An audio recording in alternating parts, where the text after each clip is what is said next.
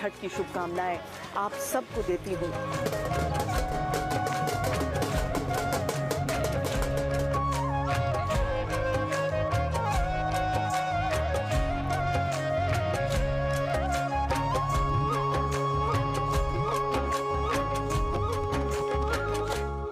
छठ कार्तिक मास के शुक्ल पक्ष को चतुर्थी तिथि से प्रारंभ होता है।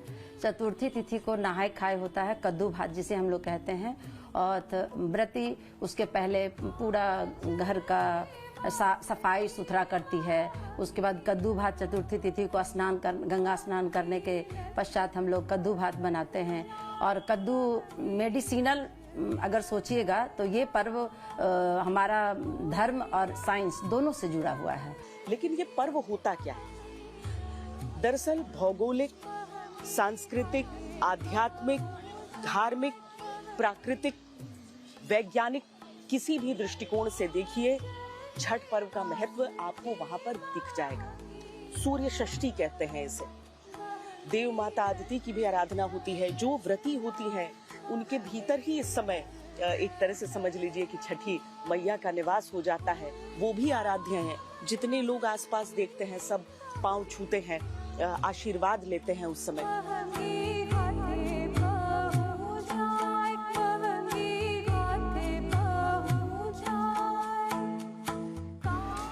सूर्य षष्ठी वैज्ञानिक रूप से भी इस समय कुछ ऐसे भौगोलिक परिवर्तन के कारण मनाया जाता है जो कि सीधे सूर्य की पृथ्वी पर पड़ने वाली किरणों से, ने बताया तो टूथब्रश नहीं बल्कि दातुन का इस्तेमाल होता है। टूथब्रश भी अगर शहरों में नहीं दातुन मिल पा रहा है तो वो पुराना नहीं होना चाहिए, नया हो जाएगा।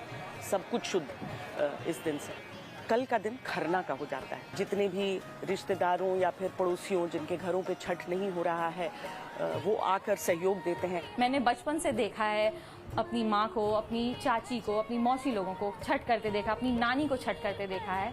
तो ये कहीं ना कहीं मेरे अंदर भी है कि मैं इस पर्व को करूं और छठी माँ का बहुत सारा आशीर्वाद लूं। दूसरा दिन जो होता है वो प्रसाद बनाया जाता है। गुड़ की खीर और रोटी या पूड़ी, जो भी, जैसे आपने पहला साल जो छठ पर्व की शुरुआत की, पहले साल जो बनाया वही हर साल बनते रहता है, ये नियम है। उस प्रसाद को शाम में आते हैं लोग, और इस दिन सबसे अधिक लोग आते हैं घरों में ताकि वो उस समय प्रसाद को ग्रहण कर पाएं। प्रसाद ग्रहण करने की भी अपनी एक प्रक्रिया होती है पहले। और केले का, चूंकि यहाँ पर मैंने कहा हर सीजनल चीज का महत्व है। जो भी सूर्य देव की ऊर्जा से उत्पन्न हो रहा है पृथ्वी पर, उसका महत्व है। और उसके बाद जब व्रती उसे ग्रहण कर लेती हैं, उसके बाद घर के बाकी लोग जो हैं वो खरना का प्रसाद ग्रहण कर सकते हैं। लेकिन इस प्रसाद के अलावा जो छठ व्रती हैं उन्होंने कुछ भी ग्रहण नहीं किया होता है, यानी निर्जल उपवास।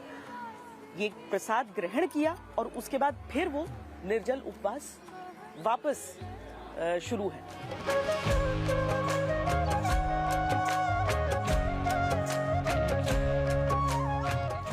जो तीसरा दिन होता है छठ पर्व का, वो होता है अर्घ्य देने का समय। डूबते सूर्य को अर्घ्य दिया जाता है छठ महापर्व के तीसरे दिन।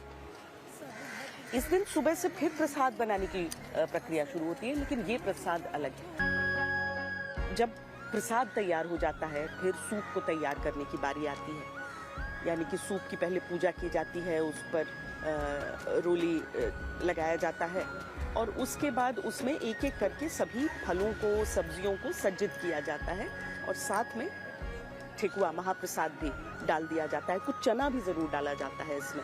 हर चीज, एक और बात है इसमें कि हर चीज जोड़े जोड़े में इसमें आती रहती है, रखी जाती रहती है।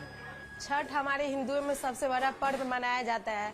सभी बिहार में ये सबसे बड़ा पर्व कहलाता है छठ। इसमें ये 4 दिन का पर्व होता है।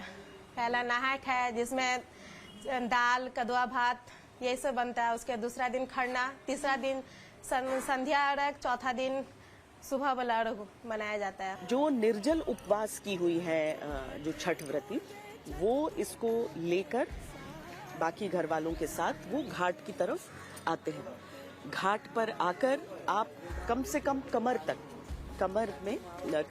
तक नदी में, जैसे मेरे पास तो गंगा जी हैं, सामने गंगा जी हैं, तो वहां पर उसमें डूबकर आप जिस ओर सूर्यास्त होगा उस ओर मुख करके आप हाथ जोड़कर खड़े रहते हैं, आराधना करते हैं, सूर्य देव की उपासना में स्वयं को बिल्कुल डुबो देते हैं। जब सूर्यास्त की बेला आती है तब हाथ में वो सूप लेकर आप परिक्रमा करते हैं, अपनी जगह पर खड़े खड़े चारों ओर घूमते हैं, वो सूर्य परिक्रमा के बराबर है। घरों पर आकर और रास्ते में भी आप प्रसाद, कुछ लोग मांगते हैं, आप प्रसाद देते हुए आते हैं, तब जाकर आपका व्रत संपन्न होता है। घर पहुंचते हैं, फिर कुछ ग्रहण करके, आमतौर पर जैसे मेरे घर में तो ये परंपरा रही है कि हम चने को पीसकर दाल बनाया जाता है और चावल, और उसके साथ व्रत आपका है। इस पर्व का, इस व्रत का पालन भी बहुत शुद्ध है।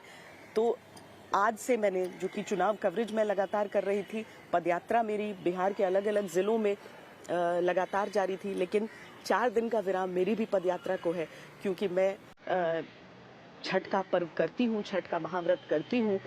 कठिन होता है, नहीं होता है, यह अपना अपना व्यक्तिगत आकलन सबका होता है, लेकिन जब आप पूरा पर्व धारण कर लेते हैं तो आपके भीतर ऐसी ऊर्जा का संचार होता है जिसको आप किसी भी चीज के समानांतर नहीं रख सकते हैं। इसलिए छठ महापर्व की अनेकों शुभकामनाओं के साथ अभी के लिए मुझे अनुमति दीजिए। आपसे छठ महापर्व के प्रतिदिन मुलाकात होती रहेगी। अभी के लिए इतना ही। प्रणाम।